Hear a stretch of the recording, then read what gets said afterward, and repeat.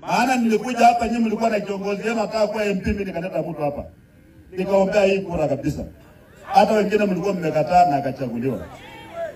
Sasa saa hizi ndiye amekuwa Herode, ndiye amekuwa Judas Iskarioti, yeye ndiye ako mstari wa mbele kutangulia kutunga mkiki nani anatembea.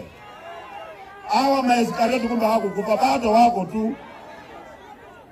Kweli bantu befwe yakabo wabilo mundu basi kubatimanya wandayo wanya wamolaho omuna lifumo kweli omwana wa mao muri mafuma kweli. Hiyo maneno hiyo ndio nataka laana. Wewe unafurahi kufinya ndugu yako na wakora eti kwa sababu wanakupigia makofi. Wanakupigia makofi ukiona wakienda kule ndani wakiongea peke yao wanasema huyu ni mjinga, wacha tumtumie amalize ndugu yake.